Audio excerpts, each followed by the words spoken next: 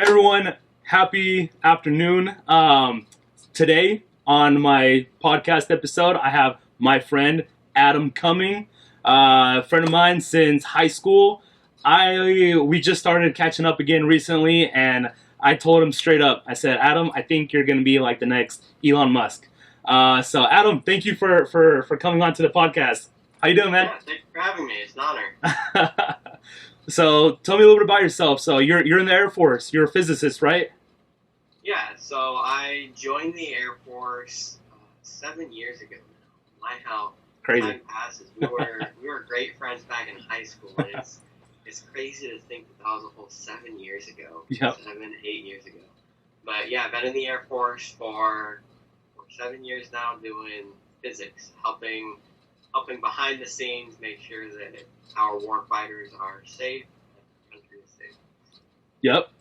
So I know you're currently working on some really cool. I think you mentioned it's like an energy. I'll let you really break it down. So what field are you working in right now? Yeah, so I work at Air Force laboratories, Air Force Research Laboratories down here in New Mexico, and specifically in the directed energy branch. And so, directed energy is an alternative means of having an impact on the enemy. You know, the three types of impacts that you can have is you can have traditional like projectiles, you can have some sort of cyber effect, or you can have a direct energy effect. Primarily, there's also psychological effect, I suppose. But yeah, so directed energy is the idea is instead of using bullets and shells and stuff like that that cost a lot of money and maybe don't cost a lot of money one at a time, but you can't reuse them. And there's certain applications where you can't use them at all. We can go to lasers instead or high power microwaves instead to have a lot faster, a lot cleaner, a lot more sustainable effect. That's really cool. The idea is instead of having 1,000 guns surrounding a base, maybe we could have 3 or 4 directed energy weapons defending a base from a slew of attackers, so to speak, at some point in time in the future, whether that be flying vehicles, land-driven vehicles, etc. Wow. So as you know, I was in the Marine Corps for 6 years. Just got out. I was basically a close. I was a what's that word? How do people say it? I was basically kind of like an infantryman, but people praised us a little more. I was a forward observer, so I was down with the grunts, but I got to call in airstrikes. I called you guys in the Air Force and Navy pilots to drop. I would be the one who would find the 8-digit grid and where they're gonna drop. Either an artillery shell if it's an artillery cannoneer or some type of explosive or a bomb. That was my job. But it sounds like you're trying to put us infantrymen out of business, man. I'm just kidding. No, we need more. You guys more effectively and efficiently. Yeah, no, definitely. It sounds like a much more efficient way of warfare. I guess you could say that more efficient, a little cleaner, less messy. I think so. Before we started this episode, you talked a little bit about how this could possibly make it into even like the civilian sector with police officers. You want to talk a little bit about that? Yeah, so there's a field of research, area of denial, where rather than using high power microwaves or lasers specifically to destroy objects, and when you get into the field of high power microwaves and lasers, there's a huge spectrum. One wavelength may have one effect, and another wavelength may have a completely separate effect. And how far it penetrates is completely different, and so one wavelength may be able to penetrate all the way through a house, and another wavelength, specifically the wavelength that we use in area of denial technologies, is it penetrates exactly the depth into your skin that would reach your nerve endings. And so, um, as it, this technology, it doesn't burn your skin, it doesn't burn your nerve endings. There's been extensive testing that this technology, you could hit a person with it for hours and hours and hours at a time, and there would be zero lasting effects. It has no negative effects except for the fact that when it hits you, it feels like you are literally on fire with like lava or something, stung by 1,000 bees at that moment. And the idea there is, I mean, there's applications to the warfighter where if people like you, infantrymen, you say, "Hey, I'm trying to get to this town over here, or this little village over here, or whatever, and I can't get there because there's 1,000 armed people," then this technology could theoretically, we could use it to just blast that entire region, and everybody in that region would be just completely immobilized. They wouldn't be able to step outside. They wouldn't be able to look outside. If they were outside, they couldn't go inside immediately. They'd just be stuck on the ground or whatever, and it would suck for them. It would be like getting tased for a long time, but without, tasers could have negative lasting effects. This is, it's novel in the idea that it doesn't have lasting effects, but it could, really help our warfighters get into new areas with potentially a lot less deadly ramifications and fighting back. But more on the, the local side, if there's a huge riot of 1,000 people and it's starting to get violent, people are throwing bricks, people are, hitting other people and doing all these sorts of crazy shenanigans. One option that police officers currently have and law enforcement have is they could use, rubber bullets, they could use mace, and stuff like that has lasting effects. Right when these riots kind of started popping up most recently in the country, I saw all over my social media feeds people that were complaining that they got hit by rubber bullets and it blinded them or it broke their nose, and that's a lot more preferable to actually killing them. But I mean, it's still an option that not a lot of people enjoy. I mean, I would say just don't participate in the riots in the first place. Yeah. But either way, if you had this technology, police could easily and quickly disperse riots by just using this on the crowd. And it's going to be a long time before we get to the point where that's even an option, because everything today is all about public perception and politics. And, the public and the news media wouldn't spin this as an idea of, oh, this is an alternative. Police aren't going to shoot people anymore. Instead, they're going to use this. That hurts, so stay away from it. But this is a much safer police alternative. No, they'd spin it as, oh, the law enforcement just got this new death ray that massively hurts, and it's just another tool in their arsenal that they're going to use to oppress us. And, so everything is about public perception and politics these days. But at some point in time in the future, it could be an option that would be great for base defense, great for even private security, even domestically, or, dispersing crowds and stuff like that for police going to a car. Not a lot of people would like getting hit with this thing because it feels almost like a taser. I would say it's more directed than a taser, because a taser you feel it all over your entire body, and this you just feel kind of surface level on your skin. But a lot of people like it, but I feel like a lot of people would like not getting shot, because these days there's not enough education, in my opinion, on how to properly approach law enforcement when you're confronted. And it's a safe alternative. It's a cool technology. It's cool where we're going to with science these days. Yeah, it makes total sense to me. I mean, at least for me and my understanding, the evolution of weaponry in a humane society is, how do we get the job done without having lethal effects, long-lasting effects, negative effects, And it seems like the work that you're doing is getting us closer to that alternative.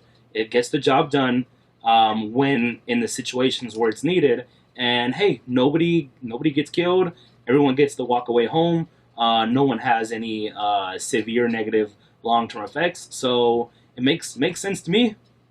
Yeah, it's the one biggest thing that kind of scares me is that um, it is a pulsed technology, and so it's on for a few milliseconds, and then it's off for many milliseconds, and then on for a few milliseconds. So when you're getting hit by it, it feels like it's constant. Mm-hmm. But the idea is that we've developed it so that whoever's using it, whatever, it is impossible to change it without destroying the device, and the way that it's set up is so that, yeah, it truly does have no effects. Because we've done extensive testing on live tissue and stuff like that to make sure that it is truly safe. But if this thing, the pulses were different, or you just didn't pulse it at all, it could cause, permanent nerve damage and stuff. And so my concern is that we've had this technology for a few years. Not a lot of people know about it. It's not classified, but we have the technology. My concern is that our adversaries, people like China, who are a lot less concerned about humane effects and lasting effects and stuff like that, may start adapting this technology, using it on their crowds, and then people in the United States say, "Oh, look, the Chinese are using this, and it's causing permanent damage. Therefore, we can never use this." Even though our technology, we're very, very careful and about what we do. And everything has a purpose, but it's, as I said, everything's about perception. And my biggest concern about this technology, because what you just said, perfect future society is where we deal with things without bullets, without having long-lasting effects, lethal effects. And this is the solution. But if our adversaries start using it incorrectly first, it could completely invalidate it for the United States, and we may never end up actually using the technology, which is sad. Yeah. Not only would we potentially not be able to use it, they might potentially use it on us. And like you said, without the right configurations for it to not be so dangerous, they might I don't know how these things work. I'm just a regular guy. But if there's a little switch or knob to crank up the strength, I'm sure like you said, our adversaries, they're not gonna be hesitant to crank it up all the way on us. So geez, that's some pretty heavy stuff right there. But it's really interesting. Sounds really cool. Just like most technologies that are discovered through our military scientists, we're working on it for a military purpose, and usually somehow we find some kind of non-military related purpose. So that I'm really excited to see how in the near future we can find out how to use this for some type of non-combative type situations. Are there any situations how you think that we could possibly configure this type of technology in the future? Just any guesses? Well, I mean, as I said, with directed energy, everything's based on wavelengths. This specific wavelength is designed specifically for affecting the nerves, and so I mean, I know that and this is purely speculation, but I know that some people who have nerve disease at some point in their future, they use bee stings, various different things to kind of stimulate their nerves, to kind of help it out. Maybe some sort of configuration, low power, might be able to have some sort of remedial effect. Because that's not what this is intended for at this point in time. And at this point in time, it's intended to hurt. But who knows? Maybe at some point in time, we might have some sort of remedial effect. Yeah, maybe some kind of dispersion, which is something that could happen. As far as home invasion, if this technology gets implemented, then somebody tries breaking into your house and you just have a had this technology set up by your door, you could theoretically completely immobilize this person and, call the cops, whack this guy with a bat or whatever and make sure he doesn't shoot you. And theoretically, it could make home invasions a lot safer, which is kind of a weird phrase to say. Yeah. But when somebody comes into your house, they're immobilized completely, that makes our neighborhoods a lot safer as well. Yeah, there you go. You just gave a great example, like home security, personal, maybe people who aren't too fond of carrying around like guns that as a form of self-defense. This might be a kind of like a gray area form of security, personal protection for themselves. Like I can already see it now. Who knows? Maybe 10.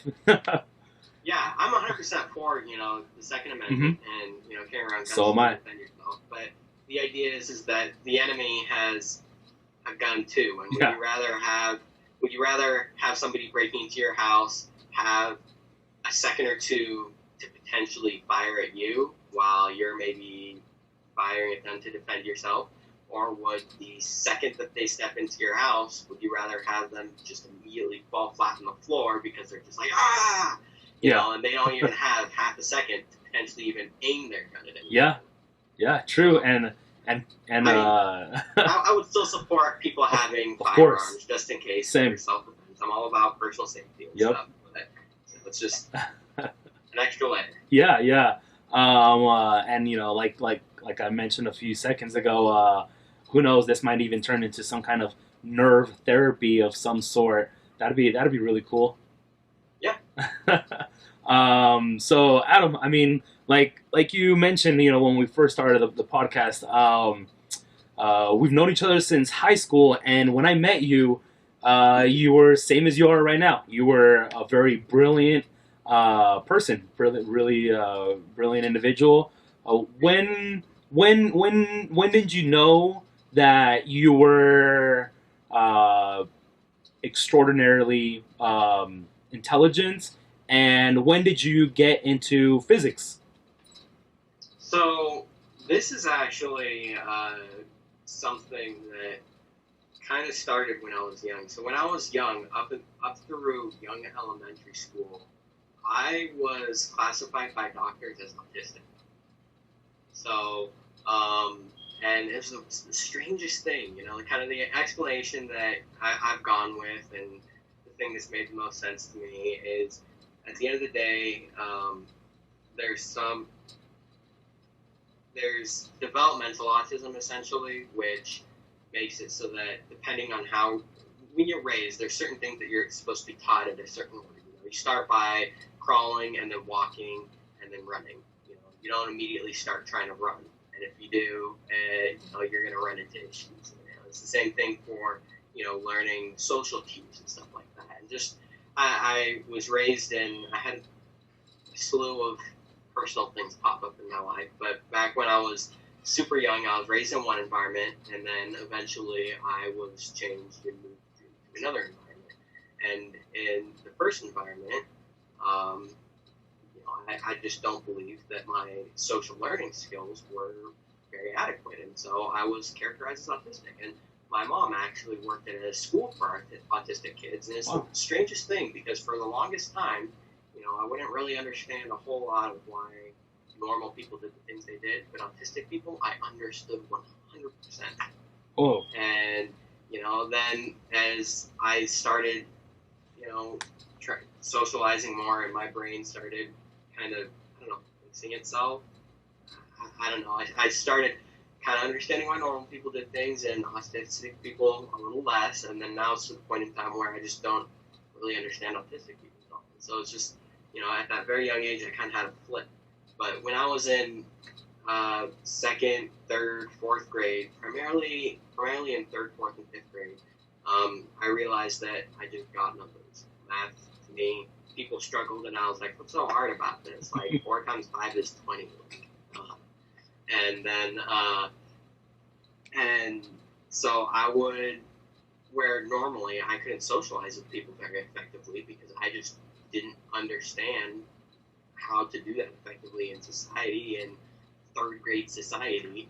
Um, I couldn't really make friends that way, and so I made friends by helping people with their math homework and stuff, and science homework and stuff like that. And so I kind of got a passion for it, and I kind of knew since probably around that time frame that I wanted to be some sort of scientist when I grew up. And then what kind of made me pull the trigger on, I actually ended up going to the Air Force Academy, and what made me pull the trigger on that is when I was younger, me and my father would watch an episode of Stargate SG-1 every night before I went to bed. And, one day in 7th grade, I was just like, Dad, what does he do? And I was like, oh, he's an archaeologist. And I was just like, oh, okay, that's kind of cool, I guess. What does she do? And he was like, oh, she's a theoretical quantum physicist. And I was like, I want to be that. And, and she works for the Air Force? Oh, I want to do that. What's the best way to guarantee I can be a scientist in the Air Force? Oh, go to the Air Force Academy. I want to do that. So I decided in 7th grade, all because of this fun TV show, Stargate SG-1. You haven't seen it. I'll check it out. That I wanted to do what I'm doing now, and here we are. Yeah, man. Yeah, and I'm living proof that you're 100% honest about that. I met you, it was either a freshman or a sophomore year of high school, I believe, somewhere in those early years of high school. And yeah, I mean, right away, you said you wanted to be in the Air Force Academy, and I'm never gonna forget. Like this is the moment. Like this is the first concrete memory I have of you. So we were both on the wrestling team, and during wrestling tournaments, sometimes there's a lot of time where there's just nothing going on, and it was myself, a few other teammates, and you, and we asked you kind of a little bit about the things that you're into, and you were trying to break down dark matter. You were trying to break down dark matter to us, black holes. I believe like some form of gravity. Yeah, like gravity, linear time and space, quantum physics, and I mean, geez, especially me at that age, I was a total dummy. So I was like, "What are you talking about, man?" And I kind of got a little bit into that recently in my adult life, and I remember the little bit that I know of that field of science, I'm like, whoa, Adam was talking about this when he was like 15. Super cool stuff. Yeah, so it makes me really happy, that you stuck to your goals and your dreams, and here you are. You made it happen, and you're doing it. So that's awesome. It's really awesome. With so much going on right now in the world, what are your thoughts on COVID? What are your thoughts on how us as a society we're handling COVID? Let's talk about COVID a little bit, just because it's it's a huge moment in history, and we're living through it. It's a tricky situation where it's, at the end of the day, no matter who you are, whether you're Republican or Democrat, it is hard to discern what is 100% truth from what is 100% not truth. Just because, and I feel like we're at a point in time where obviously we're in a digital age, and there are a lot of people that like to take advantage of that and spin it to their own purposes. Even before the digital age, people were, hearing something and then they'd spin the story a specific way. But now in this digital age, it's a lot easier to do it and a lot easier to have a lot larger impact. And so, stuff that's going on with COVID, you see these videos where it pops up with like, oh, the U.S. is trying to make a race of COVID, where it shows at the very beginning, almost no cases. Yeah. There's U.S. shoots up Yeah. into the hundreds of thousands and stuff like that. And at the end, that is just, that's, in my opinion, is just fear mongering. At the end, you will never be able to convince me that 100% or even 75% of the cases that have been reported as COVID were actually COVID. There are so many testimonials, so many people that I've heard that have gone into COVID testing or have scheduled a COVID test and then not actually gotten tested, and then gotten mails and letters in the mail saying, "Hey, you got positive for COVID." It's like, wait a second, I never even showed up to the hospital. How did that work? Yeah. And so, it's hard. Not by any means do I want to make this smaller than it is, because I know that there are, even though I think there's a lot of fear mongering, and I feel like that's kind of despicable that they're using people's tragedies to push their own agenda. There are still tragedies, and it is still a serious thing. And I know I have a lot of friends that have gotten COVID. None that have passed on it, thankfully. A lot of friends that have gotten it, and yeah, it's a serious thing. I don't know exactly. I know 100% that our adversaries are watching us, and my hope is that we kind of get this under control and the fear mongering stops sooner than later. I have a sneaking suspicion that a lot of this is to push.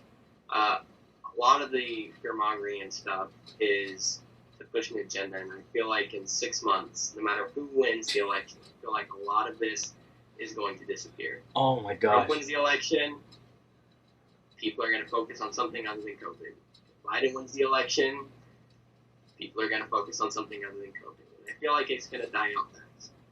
Adam, wow. We didn't even discuss COVID before the podcast, but we're eye to eye on this. We're eye to eye. It seems to me, and obviously, you know, I'm in the industry where I'm in a service industry. You know, I do financial planning. I do real estate.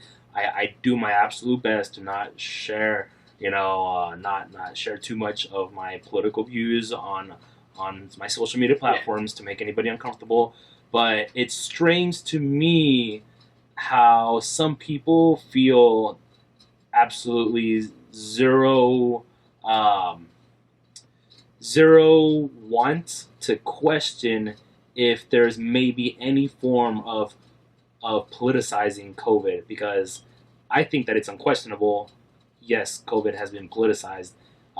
Do I think some people want to absolutely disregard that any politician or any form of a small or large government could possibly use the fear of COVID to push an agenda, a hidden agenda across? I love when I get to speak with people, even if they have different perspectives than me, who are willing to have an open-minded discussion on that. You know, it's like, you don't think that maybe there's a small chance that that COVID is being politicized? And by all means, I'm not a COVID denier. I do believe that this is a real virus. I'm definitely not to be confused with someone who doesn't think this virus exists. But I do think that the fear of COVID is being used as a tool to push hidden agendas to manipulate our U.S. country's November election. I love when I get to sit down with people who are open-minded and are willing to say that's possible, that's maybe even likely. So definitely, what do you think about that? I think that, and there's a great author who, Ayn Rand. Have you heard of her? I've heard of her, yes. So she wrote Atlas Shrugged. That's her big famous book that she's famous for. But she wrote this, I believe, in the 1950s. But she details pretty well what's kind of going on in our society, and what she writes about is the art of victimhood, and all it's about is about people militarizing, I guess, victimhood, and where people are saying, "Oh, I think I have this. Oh, I might get this. Oh, so because I have all these concerns, I deserve to be compensated. I deserve your money and stuff like that." And I feel like that's happening a lot in, if we look at the places that have the most amount of COVID cases by orders of magnitude, it's communities that have been trying to get more government funding and more welfare and stuff like that for years. And maybe there's a direct correlation, but given the fact that per capita the amount of COVID cases is significantly greater in those areas, it makes me think that that people are trying to report higher numbers of COVID in order to instill fear, in order to get power, in order to get more money for themselves. And at the end of the day, kind of where I'm trying to go with this is, in this specific situation where it's bad, but it's not that significant. Yeah, I mean, I'm not trying to say that it's nothing, but at the end of the day, there have been a lot worse viruses in our history. And as far as the fact that this thing came from Wuhan, China, where they studied virological weapons and biological weapons and stuff, it could have been a lot worse. And so what I'm kind of concerned about is that what happened with the way that the media immediately told everybody to be scared, and the way that everybody reacted, is that set precedents. And what can't happen in the future is we can't deal with this the same way. Because if you think that China's not watching the United States right now, or Russia's not watching the United States right now, seeing our reaction, if you don't think they're doing that, then you're fooling yourself. Yeah. Because if, they see what's happening, and then 10 years down the road, we get into a little bit of a scuffle, and we're butting heads a little bit more than we are, it could very easily just be like, hey, we saw how COVID affected you guys. Now we're releasing this thing that is 20 times more effective than COVID, and deal with that. And there are effective ways to deal with it, and the way we've dealt with it, the way that we've been flip-flopping. People have been going from, oh, I'm so scared that I can't do anything, and society 100% shuts down, to, oh, I'm going to go to a party and hang out with 1,000 different people, even though we're supposed to be social distancing, and stuff like that. And so this kind of flip-flopping has, one, hurt our economy, and two, made sure that COVID still exists. If we truly social distance for 2 weeks at the start of this thing, if everybody, it would have sucked. Businesses would have been shut down for 2 weeks. But, if everybody dealt with this properly at the very beginning, we would have been through this months and months ago. Yeah. It's hard to tell an entire country to do that. And it's hard to tell a bunch of college-age kids not to go to a frat party, because it could cause a potential pandemic to last instead of 2 weeks for a year, but I just, I know that the way things have been reported has been politicized. I know that the number of cases is a lot higher than it actually is, and I don't think that's helpful. But I think one of the biggest issues and bigger issues is how we reacted to it. And I hope that after this is all over, and once we start seeing more reports and stuff like that, and once we do some thorough reviews, people start realizing, oh, this is how we could have dealt with this, maybe we shouldn't have reacted by fear-mongering like this. And I hope that this isn't just a, bam, this happened. I hope that it is actually a learning lesson. Yeah. Because if we don't learn anything from this is just going to hit us 1,000 times worse next time any sort of virus, pandemic, whatever comes our way.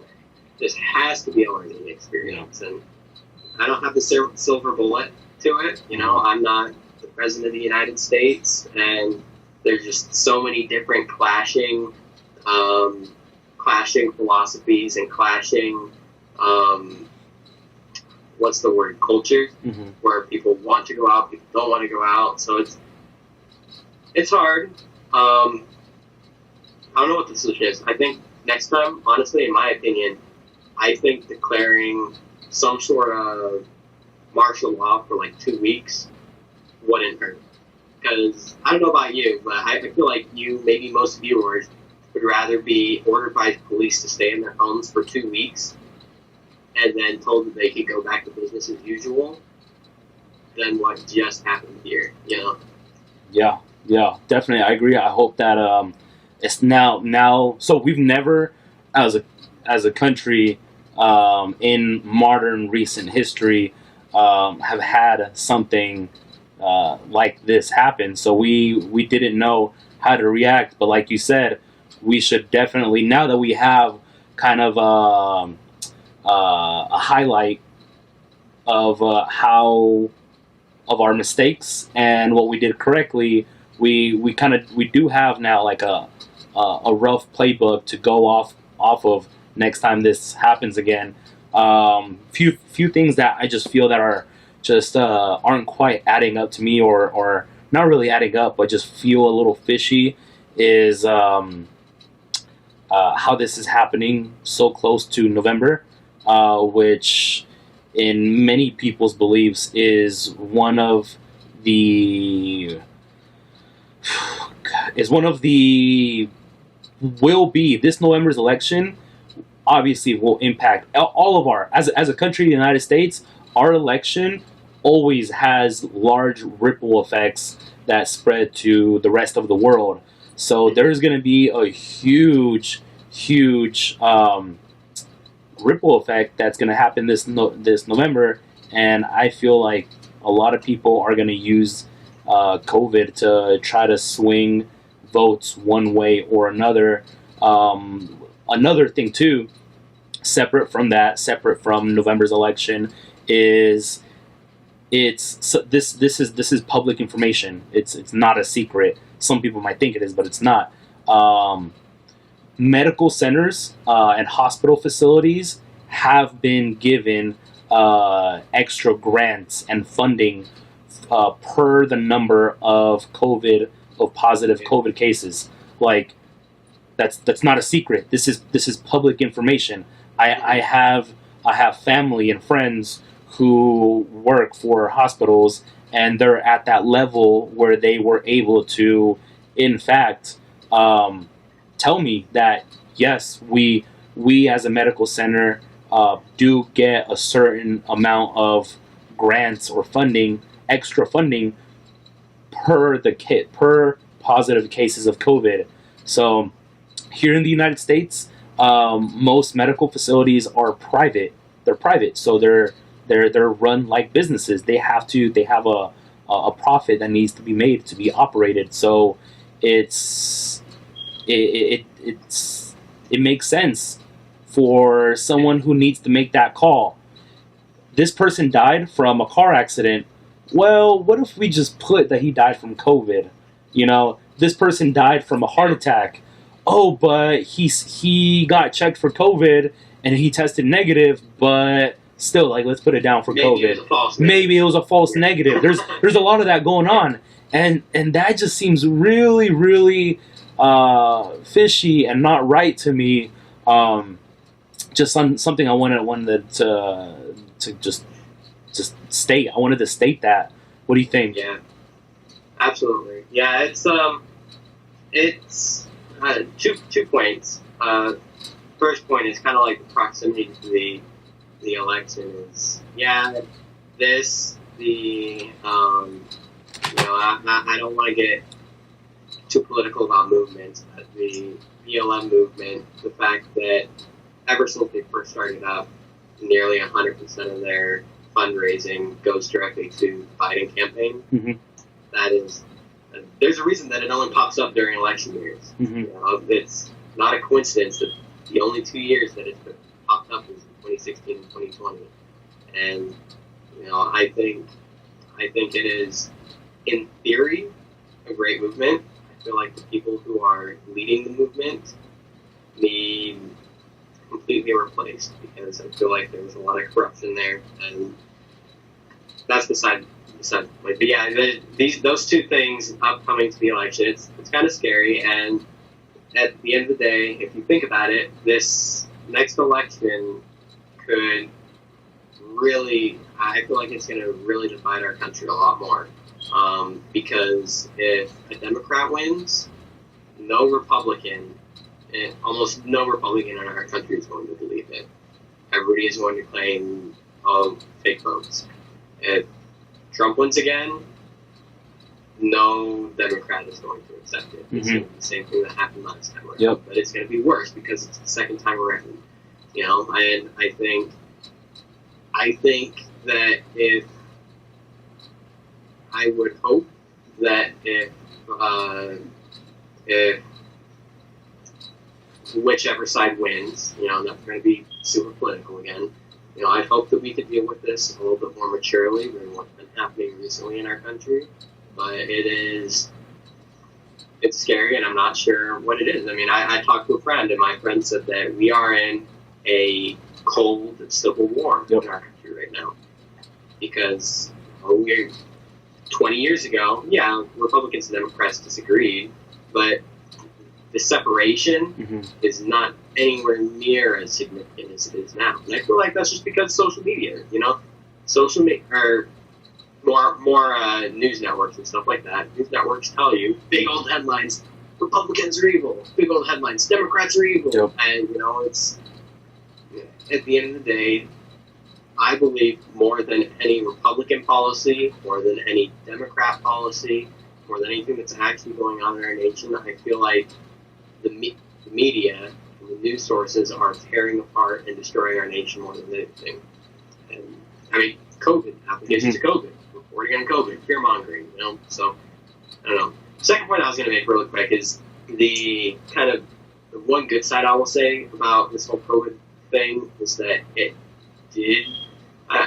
I mentioned that I hope that there are takeaways for in case this thing happens again and something more severe, and I'll say that in a way this did prepare us because people at least know how to work, know how to telework.